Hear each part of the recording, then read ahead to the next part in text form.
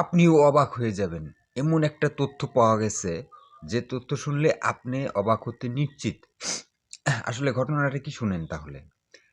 গতকাল রমজান নিয়ে বেশ অনেকগুলা নিউজ হচ্ছে। রমজানে কেন জিনিসের দাম বাড়ে, কী কারণে দাম বাড়ে, অন্যান্য দেশে রমজানের সময় জিনিসের দাম কমে, বাংলাদেশে কী কারণে বাড়ে, এ বিষয় নিয়ে অনেক নিউজ হচ্ছে বা প্রতিনিয়ত বাংলাদেশে হয়। বিশেষ করে এটা বাংলাদেশেই সম্ভব। তো বাংলাদেশে তো মুসলিম কান্ট্রি। তো অন্য দেশে জিনিসের দাম কমে মুসলিম কান্ট্রিতে, কিন্তু বাংলাদেশে কেন বাড়ে? তা আমি চিন্তা করলাম যে এই বিষয় নিয়ে বর্তমান আমি একটা প্ল্যাটফর্মে আমি জাস্ট ফানি হিসেবে আমি ChatGPT 4 খুব আপডেট ভার্সন। আপনি যদি কোনো প্রশ্ন জিজ্ঞাসা করেন, সে আপনার মনের কথাটা কি সেটাও সে ক্যাচ করতে পারে। তো এই ভার্সনটা প্রতি মাসে $20 পর্যন্ত নেয়। তো আমি সেখানে আমি আমার ফ্রি কিছু এ কয়েন ছিল, সেখানে আমি জিজ্ঞাসা করি। তাকে আমি ডিটেইলসলি জিজ্ঞাসা করি যে আসলে বাংলাদেশ এমন একটা দেশ, এটা মুসলিম দেশ বলা চলে। প্রায় ৯৫% মুসলিম। বাট এখানে রমজান আসলে জিনিসের দাম বাড়ে।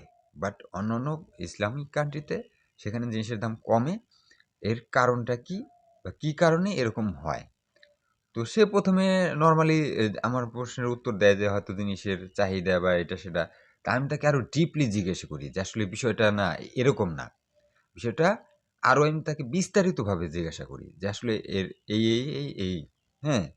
তো সে বলতেছে তাহলে সে অ্যান্সারটা এইভাবে দিল যে আসলে তারা আ আপনারা যাদেরকে মুসলিম হিসেবে জানেন তারা আসলে মুসলিম না। না ভাই, কিসের জন্য মুসলিম হবে না? এটা অবশ্যই মুসলিম। সে নামাজ পড়ে, রোজা করে, সে মুসলিম হবে না কেন? তা বলতেছে যে আসলে বিষয়টা হলো তা তারা যে যাকে তারা বাবা বলে, হ্যাঁ? মূলত পক্ষে আসলে তারা তাদের জন্ম দেয়নি। হুম? তারা তাদের জন্ম দেয়নি। আসলে তাদের জন্ম দিয়েছে যে সে আসলে শয়তানের পূজা করত। আমি কি বলেন? মানে বিষয়টা মানে আমি তো আমি আপনাদের বোঝানোর জন্য বলতেছি। মানে এটা আশ্চর্য ধরনের কথা। মানে যারা জিনিসের দাম বাড়ায়, তারা যাদের আমার বিষয়টা ভালো করে বুঝেন, তারা যাদের অ্যা বাবা বলে, মূলত পক্ষে তারা তাদের বাবা না। তাহলে তাদের বাবা কে? তো বলতেছে যে বিষয়টা হলো যে তাদের বাবা যে তাদের জন্ম দিয়েছে, তারা মূলত পক্ষে তারা শয়তানের পূজা করত। শয়তানের পূজা কিভাবে করত? বলতেছে তারা বিশেষ করে কুফুরি করত। কুফুরির মাধ্যমে তারা শয়তানের পূজা করত।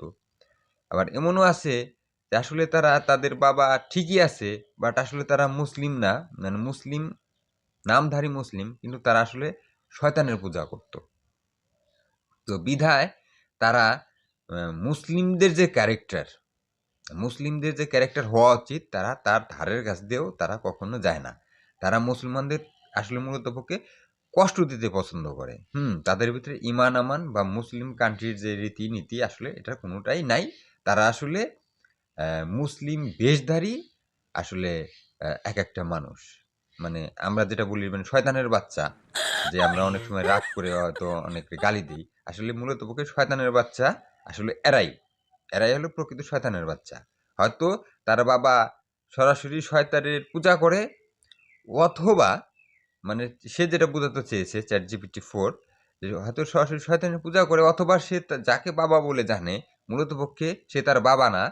মানে সে তার বাবার অজান্তেই হয়তো, মানে মূলত পক্ষে যেটা বোঝাতে চেয়েছে যে অনৈতিক কাজ, তার মা অনৈতিক কাজ করে তাকে কোনো শয়তানের পূজারক তার সাথে মিলন করে তাকে দুনিয়ায় জন্ম দিয়েছে। Oh বিধায় my god! ইসলামের যে ক্যারেক্টার সেটা তাদের ভিতরে নাই। অতি ১ম এ তাকে আমি জিজ্ঞাসা করেছিলাম যে রোজা সম্বন্ধে। সে রোজা সম্বন্ধে গেটাগেট মানে সব ডিটেইলস একবার ঈদ পর্যন্ত মানে সে বলে দিছে। আর এত সুন্দর ভাষায় এত ভদ্রভাবে বলেছে যেটা অবিশ্বাস্য। তো মানে আমার কাছে বিষয়টা আসলে মানে অ্যা ভালোই মনে হয়েছে। না আসলেই বিষয়টা তাই। কারণ এছাড়া মানে কোন মুসলমান, হ্যাঁ, রমজান মাসে জিনিসের দাম বাড়াতে পারে না। সে কখনো মুসলিম হতে পারে না। অবশ্যই তার জন্মের মধ্যে কোন সমস্যা আছে। আর এই জিনিসটা ChatGPT 4 খুব সহজে ধরে ফেলল। বাট এই জিনিসটা মানে আমার মাথায় আসেনি। আমি আশ্চর্য হয়ে গেলাম। তাই আমি চিন্তা করলাম না জিনিসটা লজিক আছে এবং জিনিসটা সঠিক। তো এই হলো বিষয় ভাই। তো আপনার কাছে কি মনে হয়? ChatGPT-4 যে অ্যান্সারটা দিছে সেটা কি সঠিক না ভুল?